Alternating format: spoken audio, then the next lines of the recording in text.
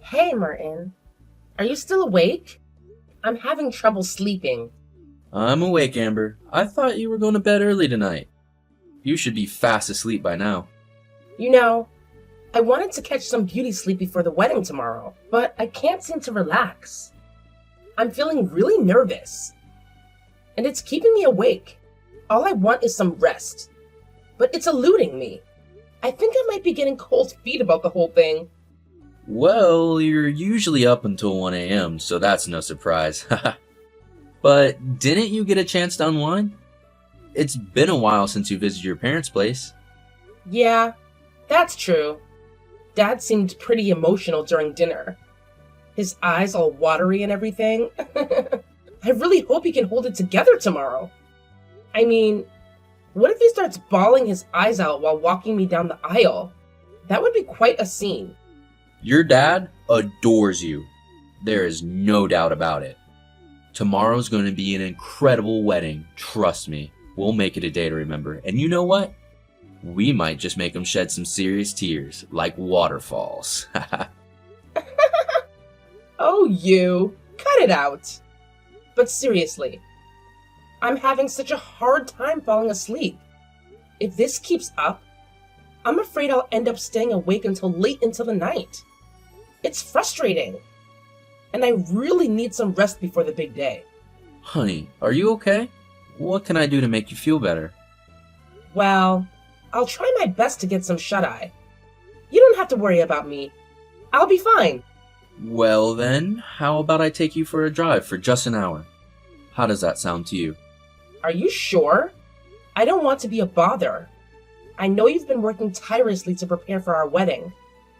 And you must be exhausted too. Nah, I promise you, it's all good. I can't sleep either at the moment. Plus, you always knock out instantly when you're riding shotgun. So I thought maybe we could take a little drive together. It might help you unwind and relax a little bit. Well, it's not like I intentionally fall asleep in the passenger seat all the time. It's just that, well, your driving skills are just so impressive. And I really feel safe with you behind the wheel. Yeah, that must be the reason why I tend to doze off. Alright, well if that's what you want, I'll head out and come pick you up right away. No problem at all. I'm on my way. Okay, thanks, Martin. I love you so much. You always take so good care of me. Amber, are you awake? Are you okay? You're not eating much these days. Look, I'm not saying you need to leave your room, but can you just eat a little more? If you tell me what you want, I'll make it. I'm making shrimp cocktails and pasta for lunch today, your favorite. You love them both, right? I'll leave it on the floor by your room, so just eat a little bit. Amber, you didn't eat lunch, huh? Are you really alright? You didn't eat anything last night either. I'm worried because you're eating less and less these days. What if we lose you as well? Please, I think it's time you face what happened to Martin. I'm sure this is very difficult for you, but Martin would be sad to see you like this. Stop it. Don't say Martin's name. You know I can't stand it. Amber, you might not want to, but listen to me. The other day when Dad and I went to visit Martin's grave, we happened to see Martin's parents. They were really worried about you, Amber. They said that you probably weren't ready to face them directly, but they had a message for you. They said they were so glad that you were the one to marry their son, Amber. They want you to live on without blaming yourself. They want to meet up with you once you can come outside. See? There are people who are waiting for you to recover. Of course, Dad and I want to see you back living normally too. So please. Please stop. I'm aware that I can't continue like this, but it's just so hard for me to control my thoughts and feelings. I can't shake off this belief that it's my fault. That's not true. It's not your fault at all, and you know it. I have a feeling that's what everyone secretly believes, deep down inside. They think it's all my fault that Martin is gone. But no one has the guts to confront me about it. Why won't they?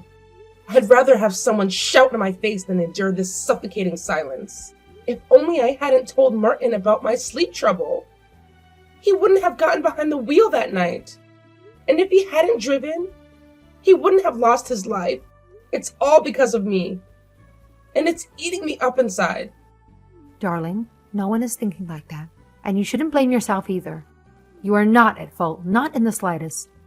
It was the other driver's irresponsible act of texting and driving that caused the accident. Remember, you are a victim too, Amber. You were so severely injured that you had to endure nearly a year-long hospitalization. Please don't burden yourself with guilt that doesn't belong to you. Mom, if I could have one wish right now, I'd honestly wish that I had died alongside him. It feels like it would be easier than living with all this unbearable pain and sadness weighing me down. Seriously, don't even go there. It tears me apart when you talk like that. You've got to understand, every life matters, including yours. Ending it won't fix what's already happened. We need to find a way to get through this together and keep moving forward. I just don't get it, Mom. Life seems so pointless now. I lost the person I loved the most on the day before our wedding. It just feels like I'm cursed or something. Why did I have to be the one to survive? Martin was always kinder and smarter than me. I wish he had made it instead of me. The world would be a better place with him in it. Honey, it wouldn't have made anything better if Martin had died instead of you. Trust me, if the roles were reversed, he would have felt the exact same way about you.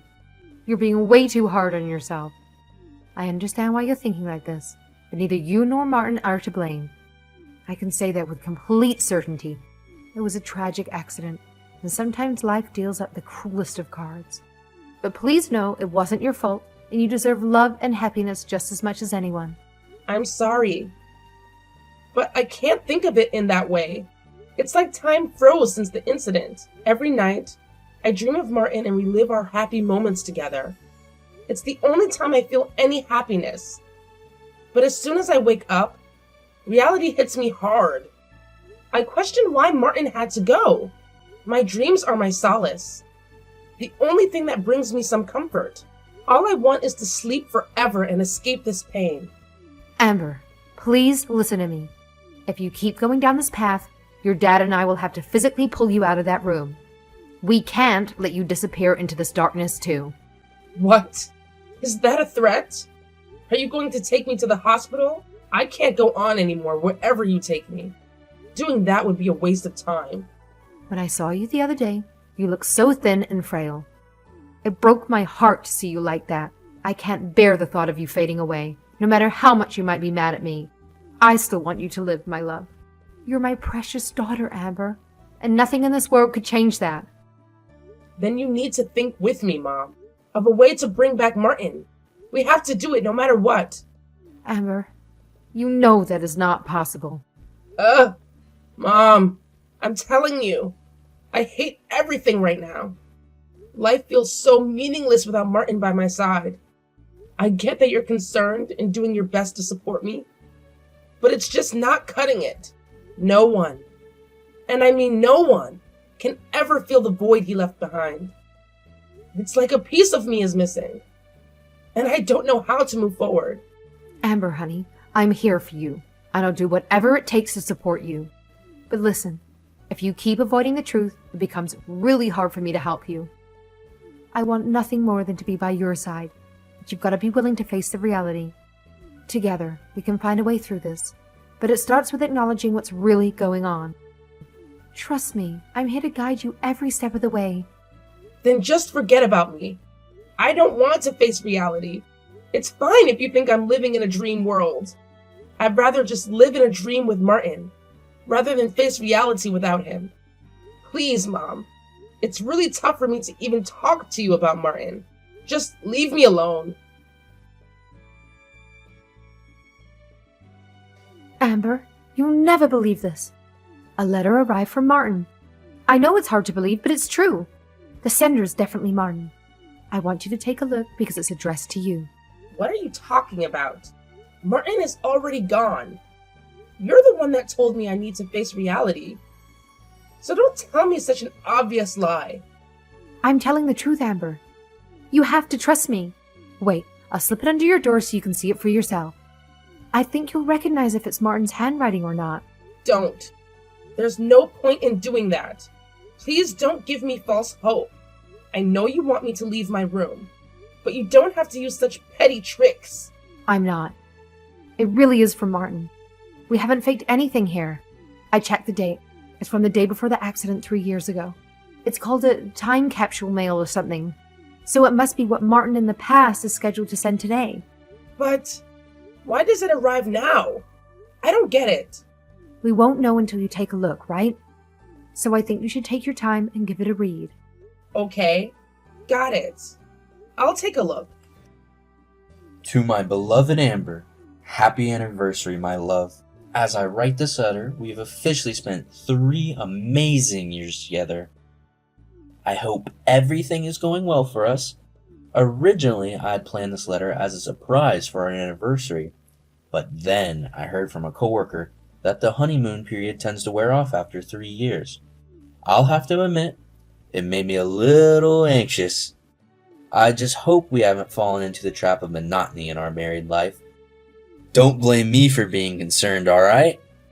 But let me assure you, Amber, my heart belongs to you and you alone.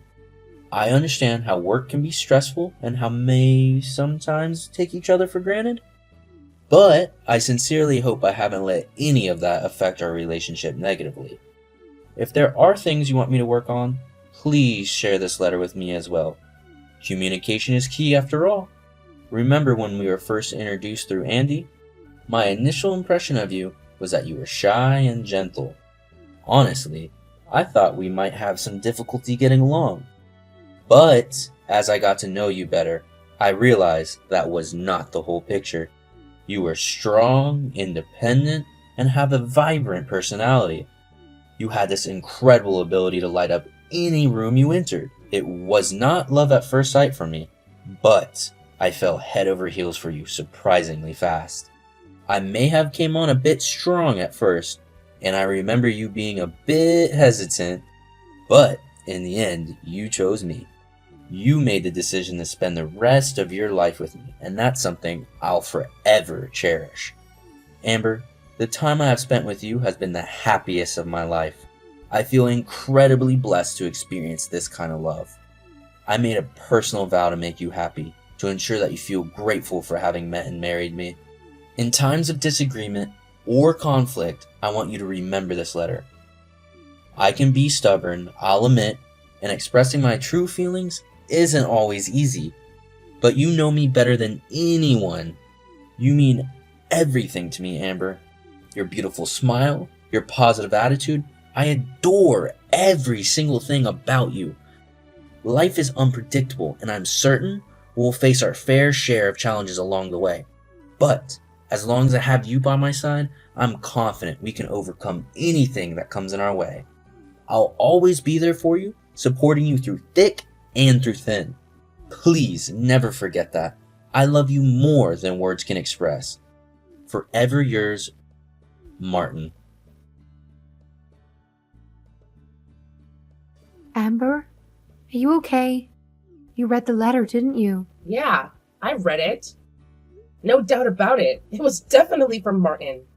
I recognized his handwriting in a heartbeat. Right. I'm not sure if I should ask, but what was the letter all about? I mean, if you're comfortable sharing, please do, but I don't want to pry too much. Well, he was worried that our married life might get boring after 3 years. Can you believe it? He's such a big worrywart. Oh, that's Martin for you, no doubt. Remember when we went on that vacation together? He packed like he was preparing for the apocalypse, just in case of any emergency. Everyone kept telling him he was overdoing it, but I guess you could say he's just really organized. Ah, those are some great memories, weren't they? We had so much fun on that trip. Yeah, Martin used to say he wanted to make me happy. He fell for my upbeat and cheerful self. But if he saw me now, I think he'd be disappointed. I've changed so much, and not in a good way. I can't blame him if he didn't like what he saw anymore. Not at all, but he would be really worried. And the Martin I knew would do anything to make you feel like yourself again. Aw, that's not fair. This letter caught me off guard, and it feels like Martin is still here with us. I was just going through old photos of him and me, you know? He looked so happy in all of them. But it wasn't just him. I could see how genuinely happy I was too. And it's bittersweet. It's hard to believe that those moments were real. And now he's gone. But I'll always cherish those memories and hold on to the happiness we shared together. Yeah, you two always looked so happy together, sweetie. I thought you were a perfect match, like a puzzle that just fits. And not just that, you both got along so well with each other's families, too. It was heartwarming to see how everyone adored the two of you. You brought so much joy and love into our lives. Even now, those memories make me smile. Just know that you had something really special, and that's something to hold on to, no matter what. I loved Martin with all my heart, you know? I was so sure that our wedding would happen as planned, and we'd have this amazing life together. We talked about enjoying our time as a couple, having kids, and growing old side by side. I had these dreams of a fulfilling life with him. But reality hit me hard. I lost Martin, and it shattered me. I couldn't bear the pain, and it felt like everything fell apart. It's just so tough to accept that our plans and dreams got snatched away. I understand. It's not easy to accept or to move on from such a sudden loss. Yeah, but I felt a little strange after reading this letter. I felt like Martin was still watching over me 3 years later. I wanted to tell him not to say things like that to me, not to leave me again. But I can't help but be overwhelmed by my love for him. Even when I'm broken like this, reading his letter made me smile. My head is swimming with all sorts of emotions. It's maybe best to describe that I feel it's unfair he's done this to me. Oh, Martin really is well organized, leaving you such a thoughtful letter in advance. But I feel what he's done is a little unfair to me and your dad, too. Huh? Why is that? Your dad and I have been watching over you for 3 whole years, making sure you're okay. But you know what's incredible? It only took Martin one single moment to make you feel bitter. And honestly, that's a wonderful thing. Well, I'm sorry, Mom. I don't know how I should feel about it. You must have been so sad and worried about me. No worries, sweetheart. This is something that only Martin could have pulled off, you know? I'm just grateful that he sent this letter to you after 3 years. It's a testament to his thoughtfulness and love for you. And let me tell you, he was the absolute best son-in-law I could have ever asked for. He brought so much joy and happiness into our family. I'll always cherish the memories we shared with him. We were truly lucky to have had him in our lives. Yeah. He would have been the best ever husband for me, too. I'm sorry for causing you and Dad so much trouble. It's no trouble at all. I'm just glad you're talking about your feelings with me now. The hardest thing is to keep it all bottled up inside. If you start to feel it's all too much again, you can rely on me and Dad from now on. Don't carry this burden alone. It doesn't matter what it is. We'll be there for you. Thank you. Maybe it's too late, but after reading the letter, I feel like I can try to live again. I still don't want to admit that Martin is gone. But the fact is that he loves me so much. And I was happy once, so I can do it again. It might not happen immediately. Yeah, that's fine. One step at a time. There's no rush here. And better late than never. You're still 30, Amber. You've still got your whole life ahead of you. Thank you for supporting me all this time. Thank you for not giving up on me. What do you mean? Of course we didn't. Why would we ever give up on you, Amber? Anyway, you should tell your dad that too. He didn't try to talk too much because he didn't know how to approach you given what happened. But he's become even less talkative ever since you started shutting yourself in your room. He's constantly sighing. He'll probably cry buckets today when he found out what happened. I'll be right next to him, crying the same way. I'm so glad. I'm ashamed of myself. I walked past Dad lots of times, but I always ignored him. So what if you did? Nothing's changed. We're family. Right. Hey, Mom. Thank you too. I'm sorry for always leaving the food you made for me. I'll make up for all the sadness I've caused by making everybody happy. You don't have to change so suddenly. Just take things slowly at your own pace. We're just happy that you're living again. Yeah. As long as I'm living, I might be able to experience happiness again. Yeah, the first step is to start living. That's the most important part of life. Mom? Maybe, just maybe, I don't think I can do this while I'm alive, but if I can meet Martin again, I want to be someone he can fall in love with again. So I want to get back to my old self that he fell for in the first place. It's alright for me to hope that, right? As Mom said, the moment I stepped out of my room, my dad broke down in tears. It had been a while since we had hugged, but I held him tightly, feeling his pain. His tears were contagious, and I found myself crying too. It hit me that I wasn't the only one suffering since that fateful day. It was a realization that brought some comfort amidst the grief. To regain some sense of normalcy, I established a routine for myself. I started working part-time a few days a week and began contemplating my future career plans. Recently, I mustered the courage to visit Martin's grave for the first time. Emotionally, it was incredibly challenging. I trembled with each step, struggling to move forward. However, with the support of my parents, I managed to make it through. Coming to terms with Martin's passing is still an ongoing process, but I feel prepared to face reality now. Life is short, and I want to honor Martin's memory by pursuing the things he and I had dreamed of. Although he may no longer be physically present, the cherished memories we created together will forever reside in my heart. Whenever I think of him, I sense his presence beside me. That's why I strive to regain the essence of who I was when Martin loved me. I am incredibly grateful to have met and married such a remarkable man. My love for him knows no bounds, and I am determined to live a life that honors his spirit and our shared dreams.